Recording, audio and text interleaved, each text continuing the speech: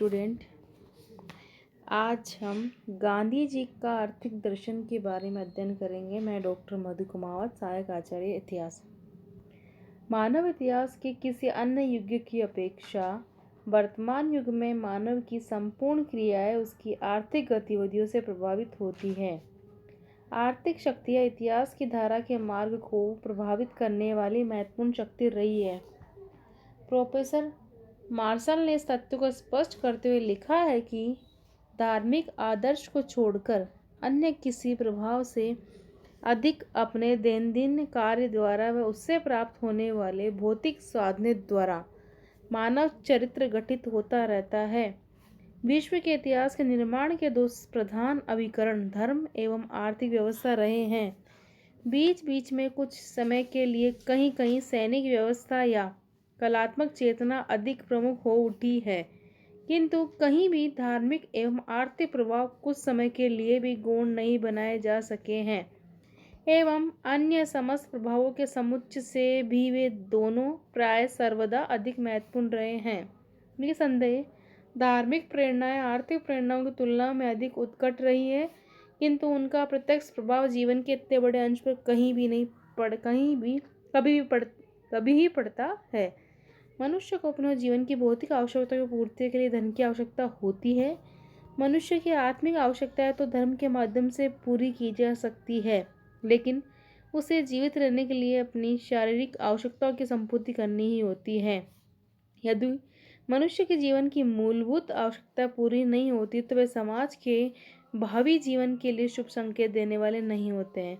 इतिहास इस बात का साक्षी है कि जब कभी भी राज्य की गलत आर्थिक नीतियों के कारण जनता की आर्थिक आवश्यकताओं पर कुठाराघात हुआ है, वहीं पर शासन के विरुद्ध क्रांतियां हुई हैं। अतः एक ऐसी अर्थव्यवस्था की स्थापना की जाए जो जनता की मूलभूत आवश्यकताओं की पूर्ति करने के साथ साथ उसका सर्वांगीण विकास कर सके और समाज में आर्थिक समानता की स्थापना की जा सके। यह प्रारंभ से ही दार्शनिकों, मनीषियों एवं चिंतकों का विशेषाधिकार रहा है।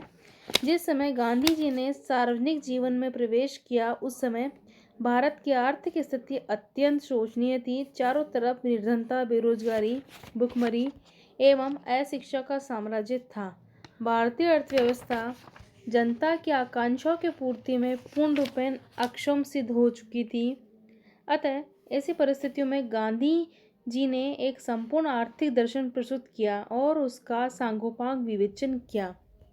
गांधी जी ने जिस प्रकार सामाजिक तथा राजनीतिक क्षेत्र में मानवतावादी एवं आध्यात्मिक आधारों को प्रमुख माना, उसी प्रकार वे आर्थिक क्षेत्र में भी इन्हीं मूल्यों की स्थापना के पक्षधर थे।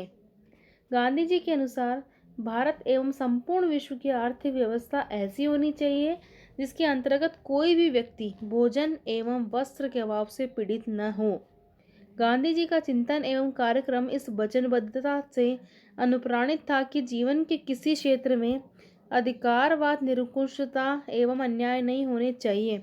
गांधी जी ये मानते थे कि आर्थिक एवं औद्योगिक क्षेत्रों में नितांत पाश्चात्य भौतिकवादी आधारों का भारतीय संदर्भ में औचित्य संदिग्ध है। अतः भारतीय समाज में अर्थव्यवस्था के धार्मिक आधार ही उपयुक्त है।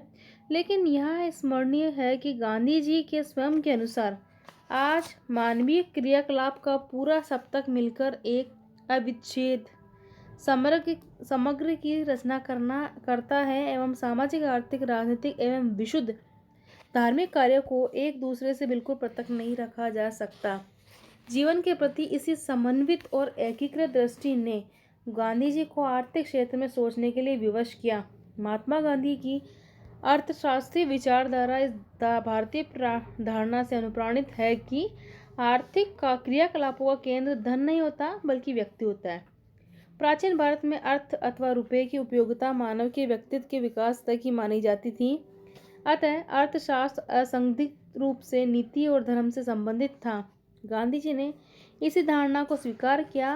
उनके अनुसार जो अर्थशास्त्र किसी व्यक्ति अथवा किसी राष्ट्र के नैतिक कल्याण को हानि पहुंचाता है वह अनैतिक है और इसलिए पापपूर्ण है। इसी तरह जो अर्थशास्त्र एक देश को दूसरे देश का शोषण करने और लूटने की इजाज़त देता है वह अनैतिक है। शोषण के शिकार बने हुए मजदूरों की तनतोड़ मेहनत से तैयार की गई चीज़ें खरीदना और उनका उपयोग करना पाप है। जो अर्थशास्त्र नैतिकता की और मानवीय भावनाओं की उपेक्षा करता है वह मोम के उन पुतलों की तरह है जो जीवित जैसी दिखाई देने पर भी जीवधारी मानवों की तरह प्राणवान नहीं होते। गहरा चिंतन किए बिना बनाए हुए आज के नए आर्थिक कानून कसौटी के प्रत्येक अवसर पर व्यवहार में निष्फल और व्यर्थ सिद्ध हुए हैं और जो राष्ट्र एवं व्यक्ति इन कानूनों को अपने मार्गदर्शक स्वयं सिद्ध सत्यों के रूप में स्वीकार करते हैं उनका नाश निश्चित है। सन 1937 में गांधी जी ने अपने अर्थशास्त्र संबंधी विचारों को और व्यापक बताते हुए लिखा, सच्चा अर्थशास्त्र कभी भी सर्वोच्च नैतिक स्तर का विरोध नहीं करता, ठीक वैसे ही जैसे सभी सच्चे नीतिशास्त्र अपने नामानुकूल अवश्य ही अच्छे अर्थशास्त्र भी होने चाहिए। वह अर्थशास्त्र जो कुबेर की पूजा करता है और शक्तिशाली लोगों को दुर्बल लोगों के विनाश द्वारा धन संग्रह करने का अवसर देता है, वह शास्त्र सर्वथा झूठा और भयानक है। वह शास्त्र संहार का सूचक है। सच्चा अर्थशास्त्र तो सामाजिक न्याय का प्रतीक है। वह सभी लोगों को सामान्य रूप से कल्याण चाहता है, जिससे कमजोर भी शामिल है। सुंदर जीवन के लिए ऐसा शास्त्र अत्यंत आवश्यक है। गांधी जी व्यावसायिक अर्थशास्त्र की भांति समाज की समस्याओं का निदान नहीं चाहते थे, बल्कि वे मानव के व्यक्तित्व का सर्वांगीण विकास चाहते थे। इसलिए एन के बोस ने लिखा है कि गांधी जी की अर्थव्यवस्था के विकास का मूल्यांकन स्पष्ट रूप से व्यक्ति के विकास के प्रभाव पर आधारित है। गांधी जी के विचारानुसार अर्थशास्त्र के क्षेत्र में अहिंसा के कानून को ले जाने का अर्थ है उस क्षेत्र में नैतिक मूल्यों को दाखिल करना। अंतर्राष्ट्रीय व्यापार का नियमन करने में इन नैतिक मूल्यों का ध्यान रखना जरूरी है। वस्तुतः गांधी जी आर्थिक क्षेत्र में नैतिक एवं धार्मिक मूल्यों की पुनः स्थापना चाहते थे ताकि प्रत्येक व्यक्ति को आर्थिक न्याय की प्राप्ति कराई जा सके। रविंद्रनाथ ठाकुर को एक प्रश्न का उत्तर देते हुए गांधी जी ने लिखा, परमात्मा भी भूखों मरती जनता के समक्ष जिस एकमात्र स्वीकार्य आदर्श के रूप में अवतरित होने का साहस कर सकता है वह है कार्य एवं वेतन के रूप में भोजन की प्रतिश्रुति। अपने कवि जनोचित प्रवृत्ति के अनुरूप ही कवि भावी कल के लिए जीवन धारण करते हैं। वह चाहते हैं कि हम भी वैसा ही करें। प्रातःकाल आकाश की ओर उच्च उड़ान भरते समय आनंद गान गाते हुए पक्षियों का सुंदर चित्र वे हमारी प्रशंसा भरी दृष्टि के समक्ष उपस्थित करते हैं। ये पक्षी अपना दैनिक भोजन कर चुके होते हैं। गांधी जी पूंजीवादी व्यवस्था की उत्पादन, वितरण, लाभ तथा एकाधिकारी प्रवृत्ति के विरोधी थे। वस्तुतः उन्होंने आर्थिक समस्याओं का समाधान आर्थिक साधनों द्वारा नैतिकतापूर्ण तरीके से करना चाहा। गांधी जी का उद्देश्य किसी ऐसे समाज की स्थापना करना नहीं था जिसमें कृषक मशीनों के लाभ का परित्याग कर दें। वे बृहत स्तर पर उत्पादन के भी विरोधी नहीं थे, लेकिन उनकी योजना के अनुसार जो वस्तुएं ग्रामों में भली भांति उत्पादित की जा सकती है वे शहरों में पैदा नहीं करने दी जाए और शहरों को गांव के पैदावार का बिक्री केंद्र बनाया जाए। गांधी जी ऐसी व्यवस्था का समर्थन करते थे जिसमें समाज के नैतिक मूल्यों को सम्मान दिया जाता हो।